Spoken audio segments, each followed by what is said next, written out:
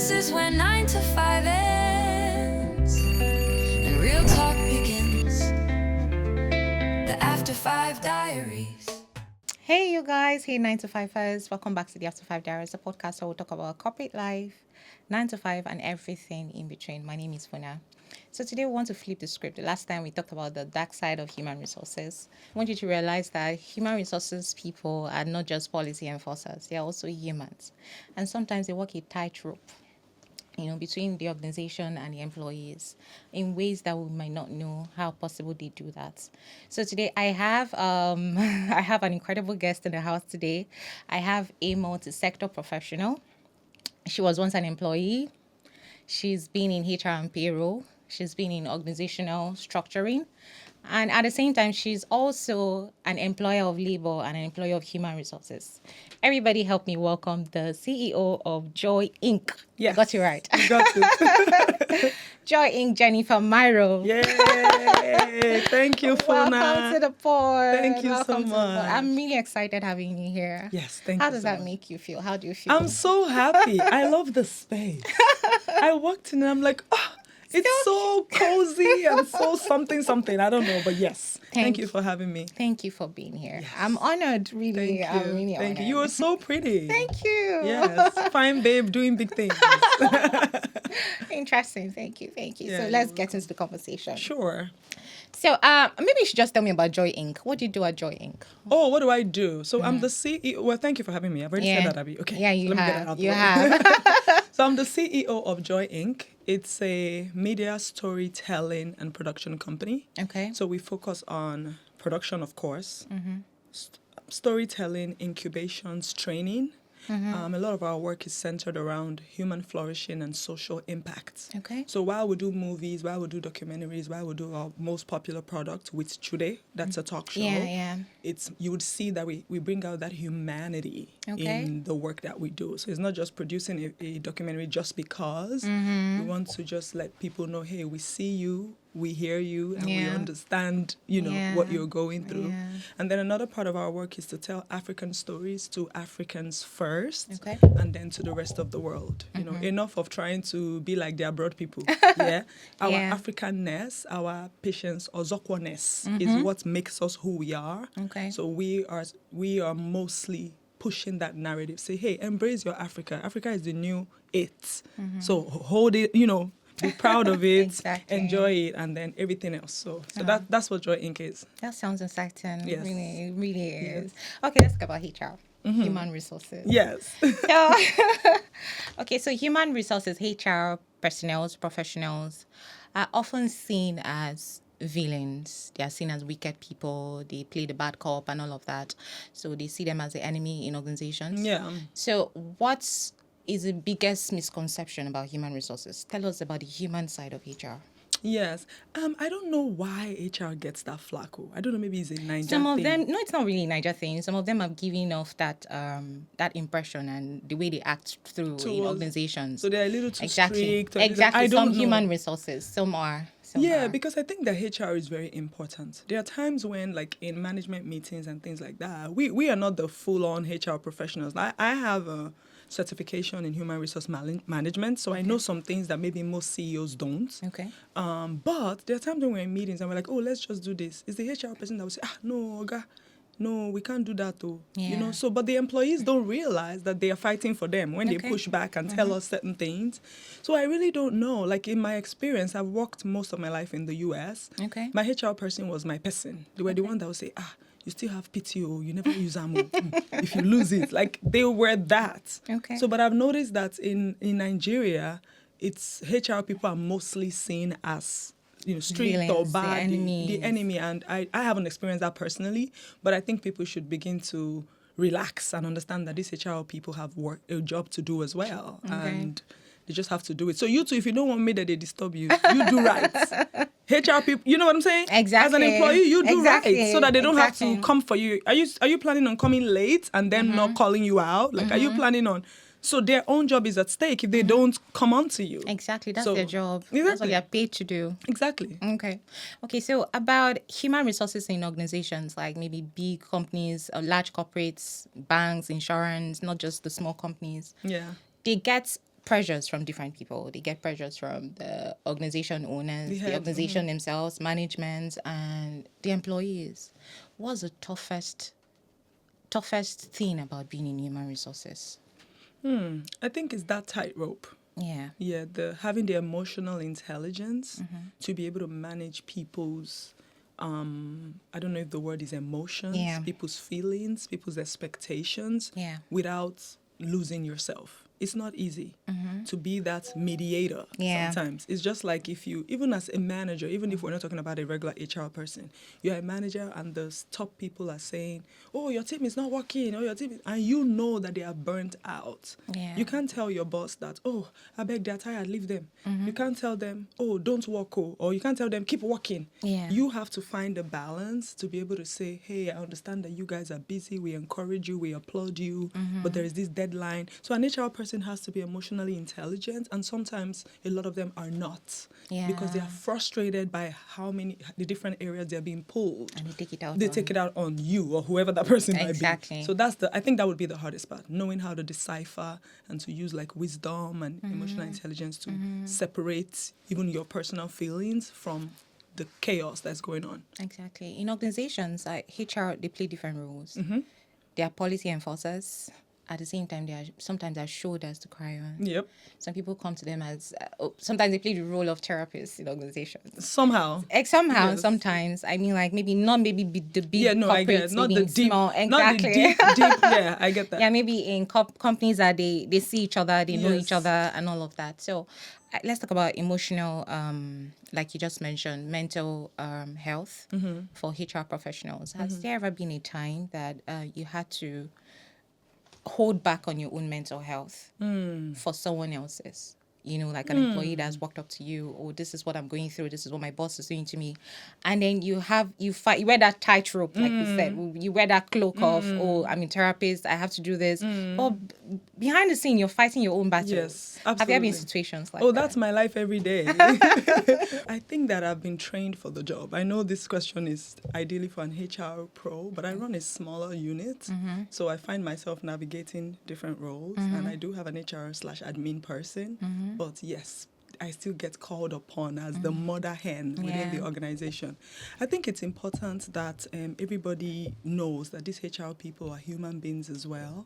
But for me, you know, I've been the, if you will, therapist for my best friends, my siblings, my husband, my children. So coming into the workplace and I find a lot of my team members leaning on me, it's not abnormal. Because I've been known to be the person cushioning. But I think that we should still remember that that person is also a person. And indeed, there have been times when I've had to say, okay, I'm dealing with my own, but oh yeah, come and tell me. Right? Especially if you're dealing with like maybe your boss or your manager and you feel like I have their ear, or you feel like I can talk to them, or maybe you're trying to speak to them, they're not understanding. Or like even at Joy, for example, I let women who are pregnant go and rest. Like I will tell you, go sleep. Like, Ideal. I am telling you to stop working, because I know as a mom the stresses of being pregnant and all of that. So yes, I think it's important either way. It's important either way. Yes. Okay, let's talk about employees and HR relationship. Okay. Let's go into that. Have you ever had like an unrealistic demand from an employee? Or maybe when organization or management expects you to fix everything, you're just the fixer. I am the fixer. You're just a fixer. I am the fixer. Run me through that. Yes, I have had unrealistic expectations, and I still do have unrealistic expectations from team members. So I'll share an example. This team member was writing exams. She was going to school to get her graduate degree. Okay. And then we have a policy where, well, based on how long she's been in the company, she has 4 work weeks off. So she has 1 month to use for her leave and all that. So the first month, she goes to do her exams for 2 weeks. Approved, go. Okay. Some months in between, she goes to do her exams for 3 weeks. Approved, go. So she literally had taken 2 months off work already to go do her exams and things like that. We're like, oh, we're not going to stop your success. Go do. Sometimes towards the end of the year, like in September, she said, oh, hello, ma. I wanted to request my time off. I'm like, what time off? Said, oh, I have 4 weeks. I'm supposed to go towards my... I said, you've been gone for double that time. Yeah. And we have paid you your full money.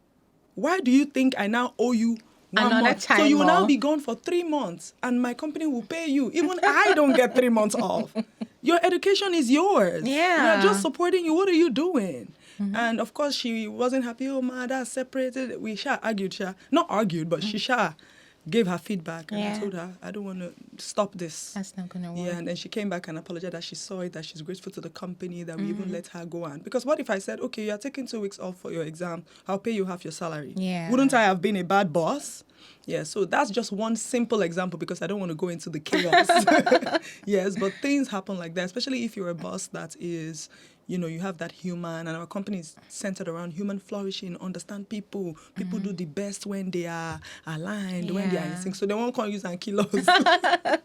So, I have a team member who used to work as our production assistant who would take a Uber to go on an errand. Wow. Say, oh, help me go to Obalende and buy something. He will send me an email. Oh, ma, I spent 10,000 to go and buy me puff from. What are you doing? Oh my So I God. had to put it in the process guide that, Yeah. listen, you have to have authorization first before you use Uber to go if there's no company driver or anything available. If it's a professional experience, yes, we'll take a cab because you need to present a certain way. But if you are going to the market in Lagos Island to buy me a bicycle, There's no Uber. how can you take Uber? Do you take Uber normally on your a own? normal day. So my company money, you want to wine me? So just like that. Yeah, so those just are like some of the that. things that I get. Okay, that's cool. Yeah. I want us, this is the interesting part of this conversation. Okay. I want us to talk about different generations and their work culture. So I know about Generation X. Yeah, I know they are loyal to a fault. You see all those 40-year-olds and above, they are loyal to a fault. They just have to nurse their child, carry their suits and all of that. They go Yes. to work, they do their jobs, and that's it. That's Yeah. what they're employed to do. Yes. Also, this other generation, the millennials and the Gen Z. I think millennials are still trying, sir. They are still trying. still- I they know, have we hope. get by. Millennials have hope. We get by, really. We get Right. by. We're just in between. Whatever happens, Right. happens. Like, but Gen Zs, I don't want to say anything about them. Please just run me through, as someone in human resources and in organization structure, let me know what you think about people of this generation and their work culture. How does any of what they do give you the ick? Let's understand. How does that run for you? Okay.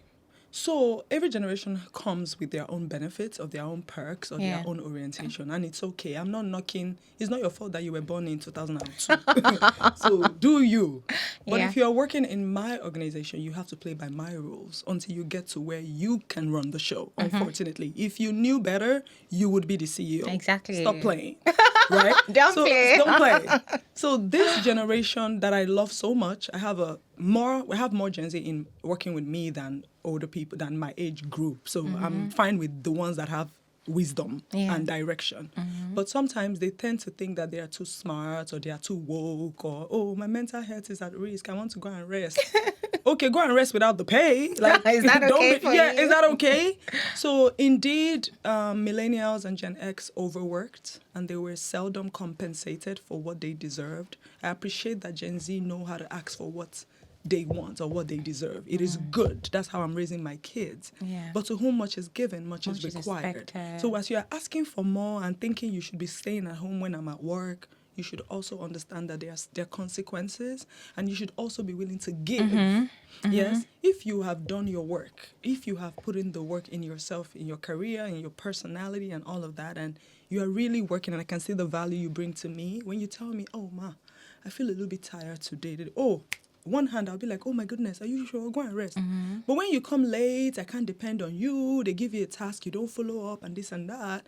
You are not encouraging me to appreciate your contributions. In fact, when I have to baby you most of the time, yeah, it's not really giving. Yeah. So I think that for me, I would say that the Gen Z who wants those privileges should learn from their peers who do what they're supposed to. Yeah. Yes. Yeah, that's right. Yes. Learn from their peers. Yes. To do what you're supposed to. Yes. Okay. All right. So for the organization, let's say Joy Inc., for instance, has there ever been a time that you had to go? Has there ever been a situation where you had to protect an employee? You had to mediate between an employee and the organization itself. Like maybe something has happened and you want to protect the organization's image as against the employee's dignity. I don't know if you get my question. I get your question, Yeah. but it has never happened. However, I think I'm mandated to say Exactly, it won't something. happen. No, Exactly. what I mean is, I'm not going to be able to answer and say, oh, I had to protect the employee's image, but we were wrong. Yeah, Excuse me, I had to protect the company's image over the employee, even though in a scenario, the company was at fault. Yeah. I won't be able to say that on any tape. You know what I mean? Exactly. Even though it hasn't happened. But what I can tell you is that when it comes to leadership, I tend to be the one that's a bit more mothering, so to speak. Okay. So I will give you most chances. But when the day comes to let you go, I'm the fastest to say you should go. Okay. Whereas my partner would be like, Yeah. So I think that, no, there has never been a time where I had to to favor the company or mediate in the favor of the company and the employee wasn't satisfied. The only thing that might be close to that is just, when you let people go. People always feel like they don't deserve to be let go. They begin to recount to you, I've been here for this amount of years. Maybe we've just been managing you for those amount of years. Maybe we just didn't have the balls to let you go. Yeah. And by you leaving, you are helping our life. It could be that. So people feel like you're being paid to do a job. Just because you've been here for 10 years does not mean that if you've outgrown your work or if you're no longer giving what you should give, I should just hold on to you because you've been here for 1 or 2 or 3 years. It's not a favor. If you weren't getting paid, you wouldn't be here. Yeah. So I think that's something that employees also need to understand. Don't put emotion into your work. It's not always easy, but it is what it is. If your company used to see your value 2 years ago and now you have no value, they are going to look out for themselves, unfortunately. And the same way, if you found a job where they paid you 1 million and in my company you were earning 500, you would leave me. Exactly. You wouldn't say, you I won't look back. started with them. There's nobody else in there. No. The only thing I advocate for is peace. So that even when you're not with me or you're not with Joy Inc., I can say, oh, there's this project too. Funa was good when she was here. Funa, how far? Can you take this on? So we can still liaise and help each other. But anything on the emotional side, girl, miss me. I don't want to look for another job. Get another job, girl. I like that. I like that. The After Five Diaries.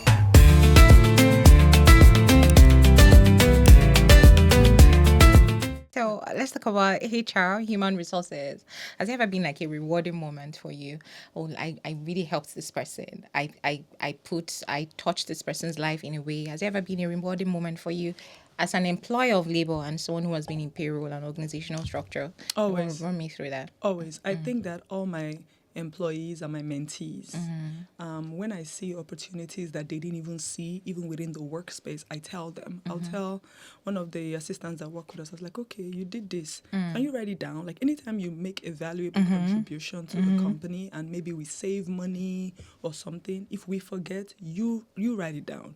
And when we get to your annual review or anything, you have something to stand on and say, hey, thank you so much, Ma, for this opportunity, but I just wanted to, say this is the reason why I deserve a promotion, or this is the reason why I deserve a raise. Last year, you guys were supposed to pay 2 million to something. I was able to come and let you know that there was another opportunity for 500K, and you guys did that. I just want you to know that I'm a strategic thinker, and I plan, and I don't just sit around being told what to do. Okay. So I think that if I'm giving market yourself, and I tell them, Do right? that. Some employers don't tell them, don't tell their employees because they feel they're working against them. Yeah. But I don't see it like that. I feel like if the smarter you are, if you're working with me, the better my company is going to grow. And when new people come on and they're interacting with you, you're going to help me train them, for lack of a better word. Okay. So many times I tell them, did you write that down? If it wasn't you, we wouldn't have done it on your own. Our review is coming. Yeah. Okay. Oh, Yeah. thank you. So I look out for my employees because most of them are younger than I am. Yeah, younger than you. Let's talk about these younger employers for a little bit. Has there ever been like any ridiculous excuse they've ever come up with to miss work? Employees are like that. Oh my I want to God. hear the most ridiculous one. Ridiculous. Like, just run me through like a very funny story. And maybe a younger person can, this is the reason why I can't come into work today. Yes. Or this is the reason why. Just give me some of those ridiculous excuses. I don't know if they are ridiculous enough. Now, there was one that lied that his grandma died, and the next year it was the same grandma. Oh my God. And they sent in a poster, like those obituary thing, and they changed the dates. Oh And my I remembered. God. Really? I don't know if they didn't know that we would know. I think it was a mistake. So this year, your grandmother died. Hey, yeah, sorry, you go. Next year, you now come. When you now send us the poster, you now change the date to 2025 from 2024. I'm like, why didn't you just say your grandpa died? Why did you use grandma again? The same person 2 times.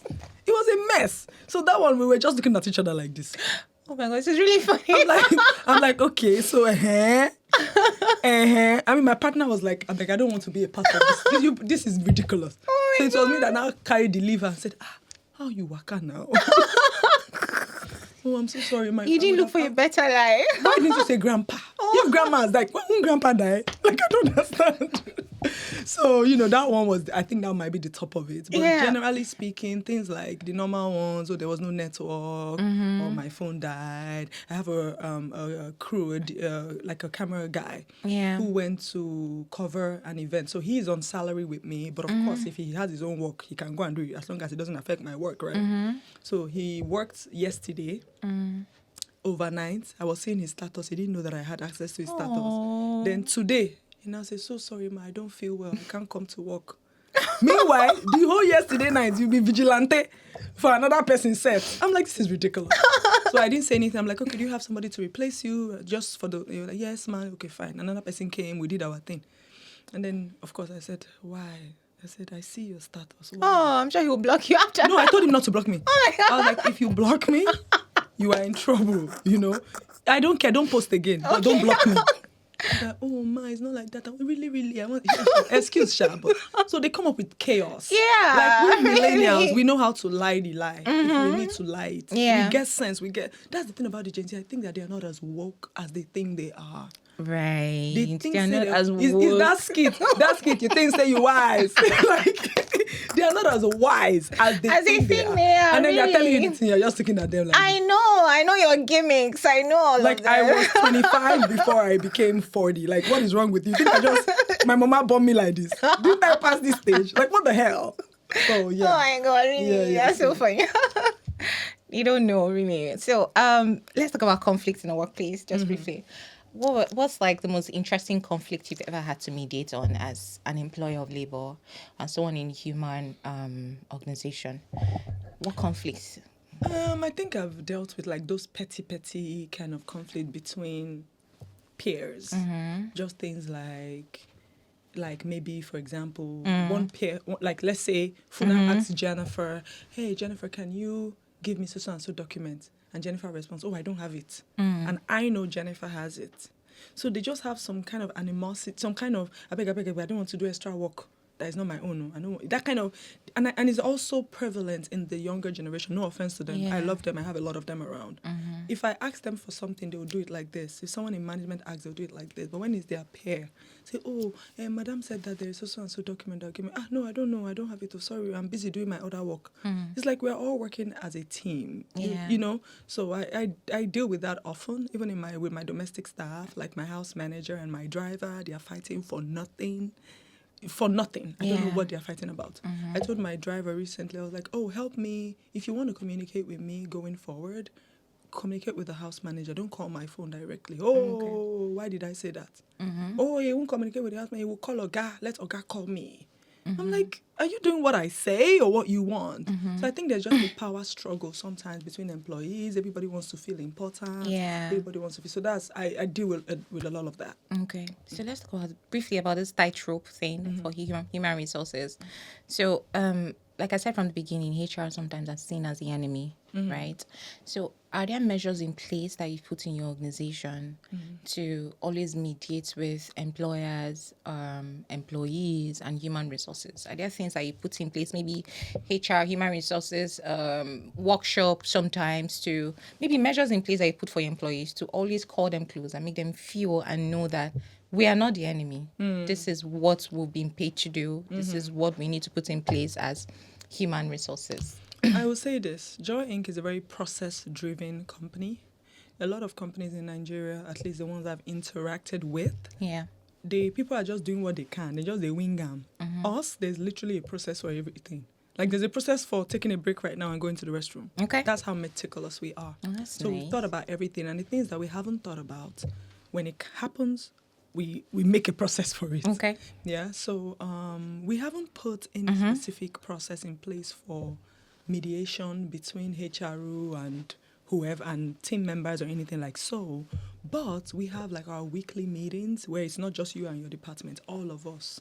We talk. I think it's a special gift of picking up on attitude based on responses. So I'm able to pull people aside and say, hey, are you okay? What's happening? So we have team building experiences where people get to let loose and talk about, some things that they are feeling. Like I'll take my team to lunch and say, okay, what's happening with your work? Say the truth or whatever. They'll be like, okay, well, this is the thing I don't like. This is the thing. I'll be like, okay, I've noted it.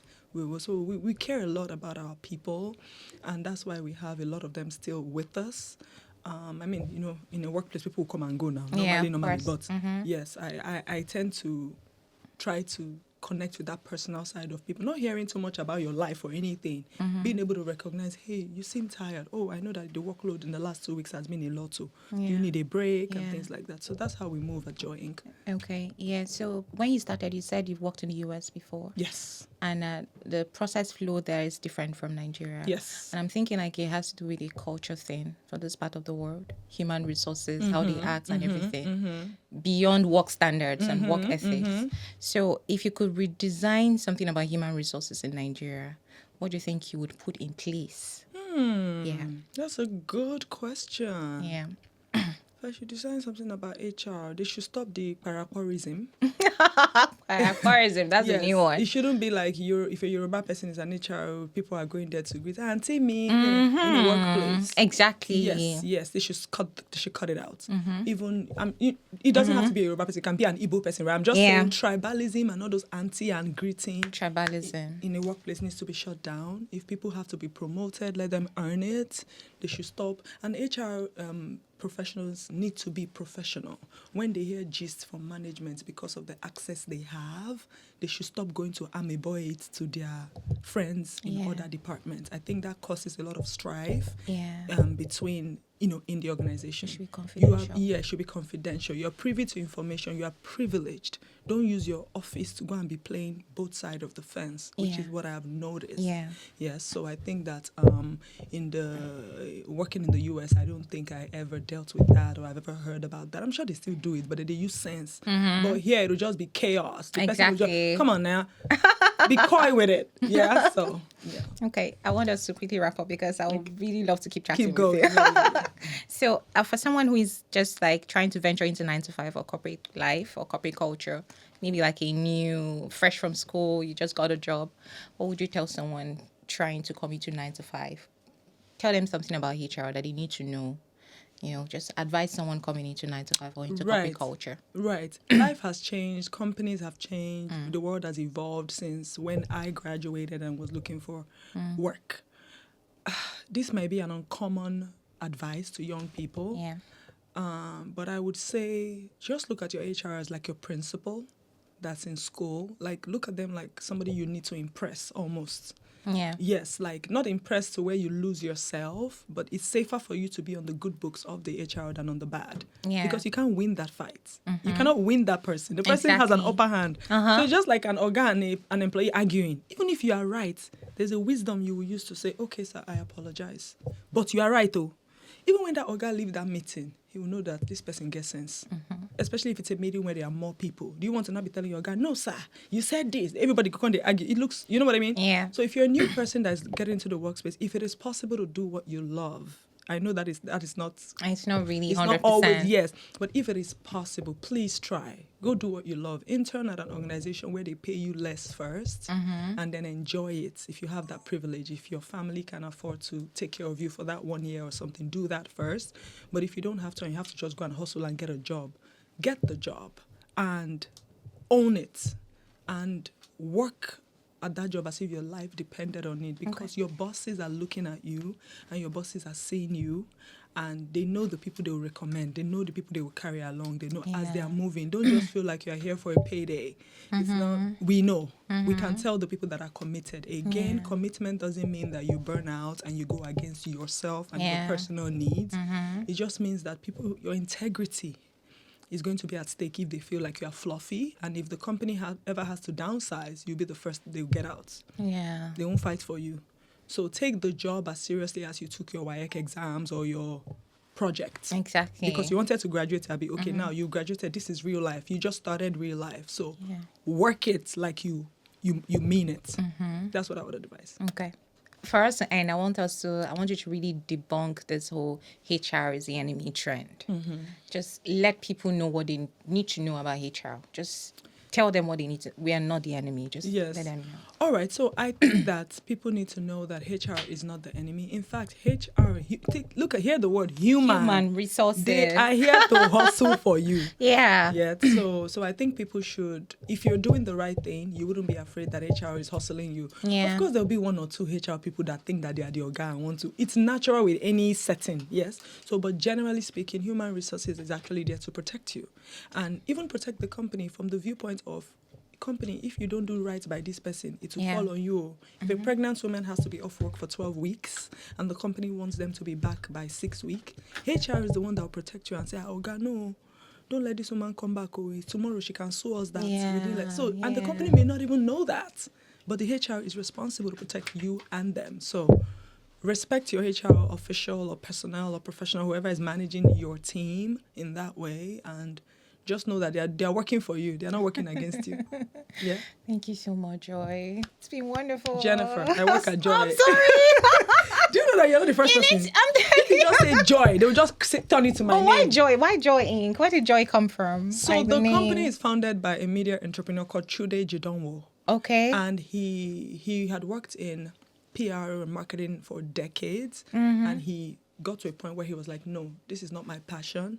I want to find joy for my personal life and then spread it to everybody else that I touch. And then that's how joy incredible, because he experienced incredible joy at that point in his life after depression. So he went through depression and then he came out on the other side with joy. And then he found out the company, he started a talk show. Okay. And everything else in between. So that's where beautiful. the name came from. That's how the name came. Yes. Joy incredible. Yes. Interesting. Yes. Thank you so much, Jennifer. Thank you. Thank you for having me. Thank you for being here. Yay. Thank you so much. Yay. So to everyone, 9-to-5ers, corporate people, corporate culture people, thank you so much for tuning in to the After Five Diaries podcast for this week. If this topic resonates with you, I want you to share, like, comment, give us your views and what you think about HR. Till next time, I want you to keep staying glued, subscribe, like, comment, follow us on our social media platforms. Till next time, I'm Funa signing out. Bye. The After Five Diaries.